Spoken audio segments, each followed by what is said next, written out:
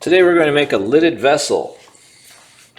So we're going to start out with a pinch pot. Actually, you're going to start out with two pinch pots. Well, let's start with one. Pinch pot, you start with a ball of clay, and then you want to smooth out any creases before you start making it. That's because sometimes those creases turn into big cracks if you don't take care of them right away. So I'm just taking my thumb and just scraping them over so it's smooth. Doesn't help if you just roll it around because those creases are still going to be cracks. Alright, that one looks good. Always keep it on top of the paper so we don't get a clay mess going on. You're going to take your thumb and you're going to push it down into that ball of clay so it goes all the way down so it feels like there's only about that much before you go right through it. If you go through it, you need to fix it, plug it up. I would just start over by balling your clay up and getting all the air pockets out and making a new one. Alright, I'm making my pinch pot by turning it around slowly and squeezing the clay between my thumb and my fingers. Only put one thumb inside. One thumb inside.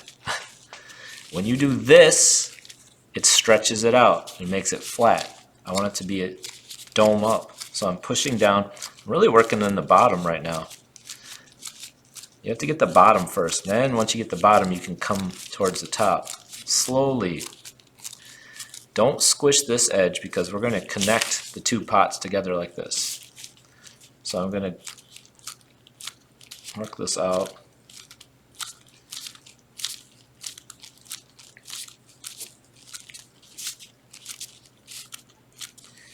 Alright.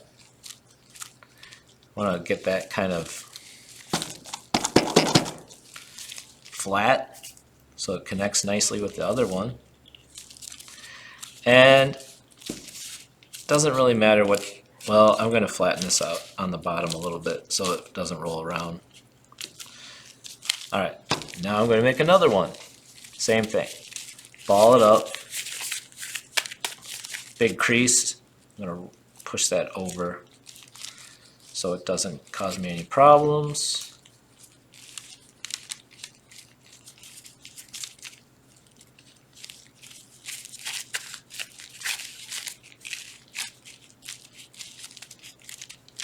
Thumb. Now I'll start making my pinch pot. Now here's the trick. I have to make it so it fits on here, so I have to double check it every time. You also want to make sure you get your name on these because they're all going to look the same. If you put yours in there and you don't have your name on it, well, you might have to make another one because someone might take it. And that's your own fault. If you don't put your name on it, there's no one to blame but yourself. Alright, let me get up here, let me check this. That's looking pretty good. I don't think I want to squeeze. I'll just make sure it's level. Usually they're lumpier on the outside. The inside is nice and smooth because I'm only putting my thumb in there and I'm going incrementally around, but I'm pushing against all these fingers, so I get little indentations for each finger.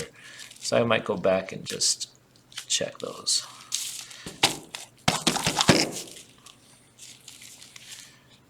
Alright, let me just see. So this one's a little bigger, so I'm just going to shrink it in. I could stretch, let me stretch this one a little bit. Let me squeeze it anywhere where it's a little thicker.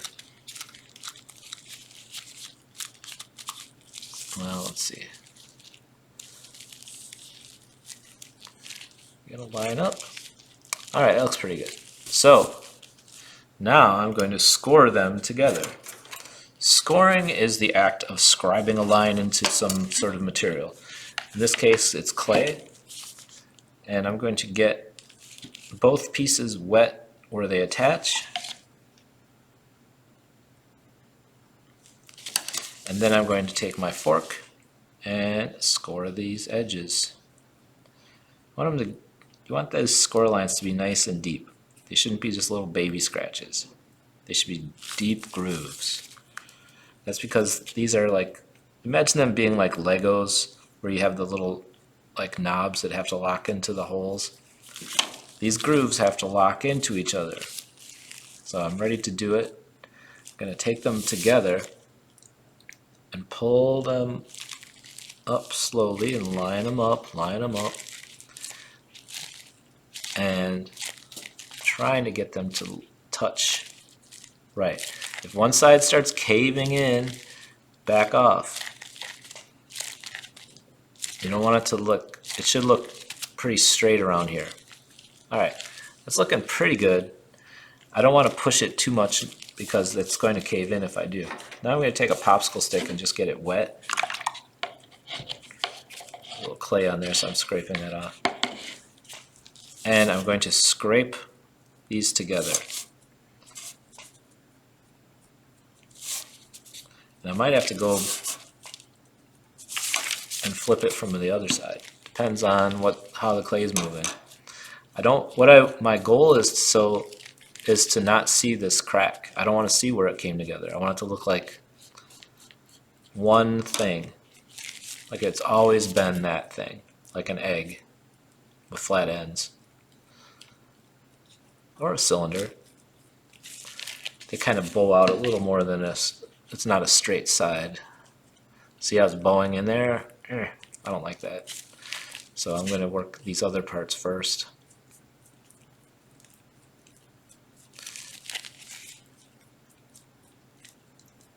Push that flat. See if I can get some clay to move up to there. I got a little scrape. Get rid of that hole. Alright, that's looking pretty good. I'll take it now and just kind of tap it around my paper just to get it flat. Now when you do this, you might open it up a little. I'm getting a little spot there. So I'm going to scrape that down. This time I'm actually scraping it. I'm filling it with some clay by just scraping it from the other area.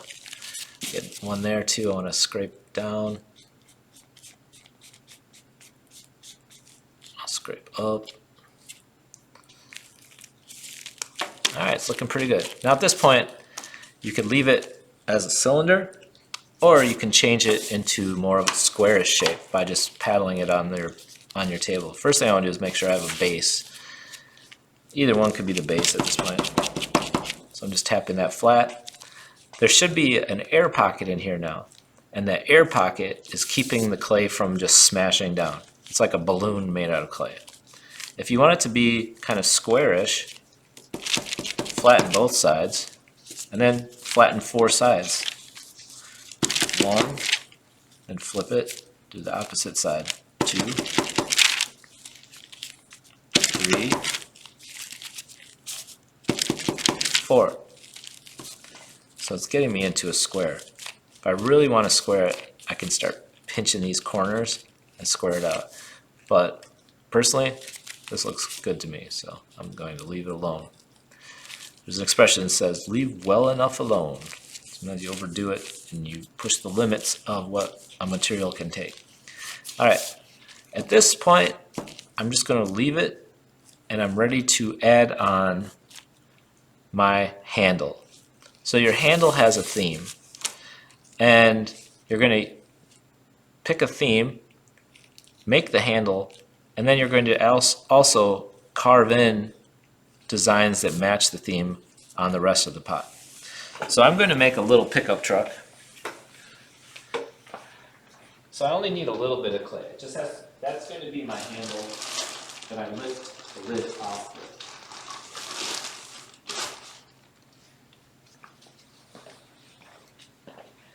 So instead of having like a ball or a knob, I'm going to make a car or a pickup truck.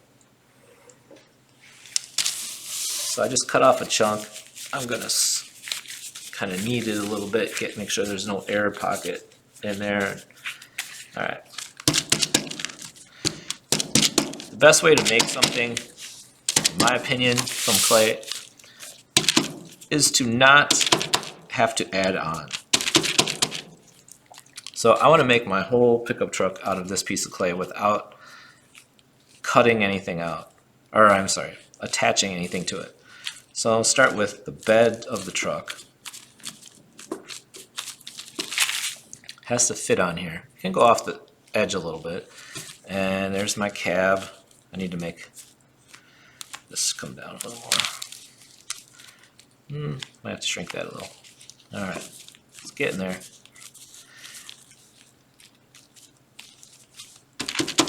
And I want to make it, I guess I have to make it a little taller than it should be because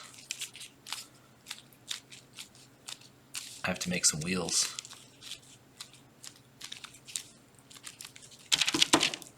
Alright, now I can take this stick and start doing a little work here. I'm going to scrape this bed towards the cab. So that's the bed of my truck. So that's the back where you put stuff in. And I'm going to push that forward a little bit. Then I have more clay to work with in the front of the truck. Get my finger in there and kind of clean it up. And I don't want to get too detailed yet because I still want to get the front straight. So even that out.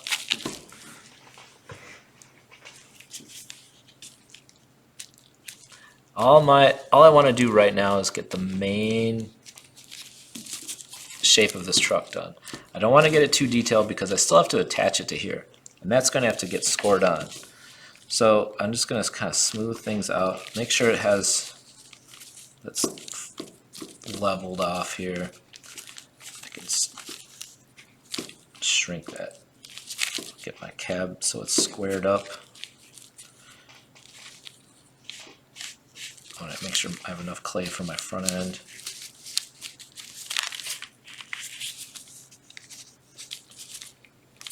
This will be a single cab.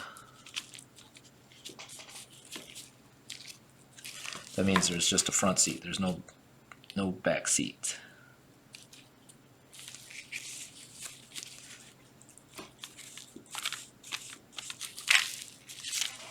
All right, that looks good enough to get on, and then I'll worry about the rest later. I'll make my wheels go into the pot because I just don't have enough clay for wheels. Plus, this will make a stronger handle. All right, or I could have made my truck smaller. But anyway, let's score it on. So I get this wet. I'll get this wet. It's going to wrap around a little bit. And I'll just put my score lines in. Oops, nice and deep.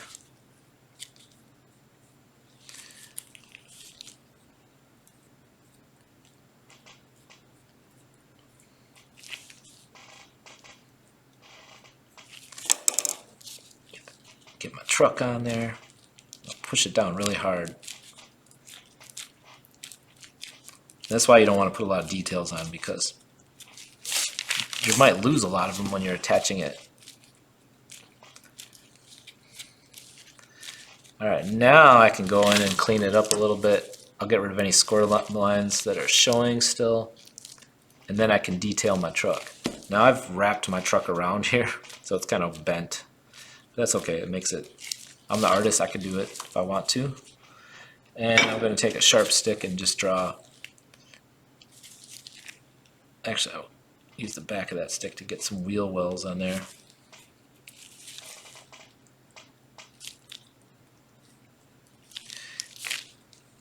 There we go. He'll look like he's driving through some deep mud or something.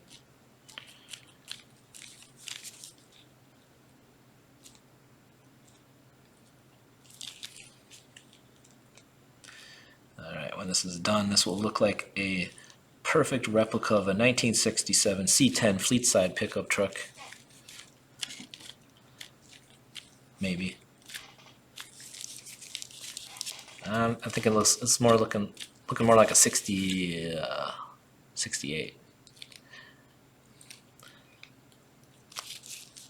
Alright, I'll work on that some more later. It helps to let it, if it's a little bit drier to do detail work, I do need to bring that in a little bit. Bring that down. Alright. Now I have to decide what goes with this. Well, I could do a couple different things. I have one like this that I made a road, and I did a road all the way around. I don't think I want to do a road for this one. I think I'm going to draw, oh, I'm going to do a farm theme. So I'll just draw on the surface of my clay a barn.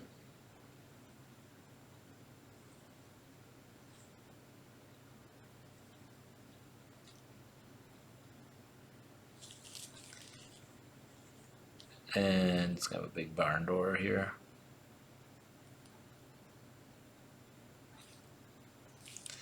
I'll try to make it look kind of 3D by using perspective.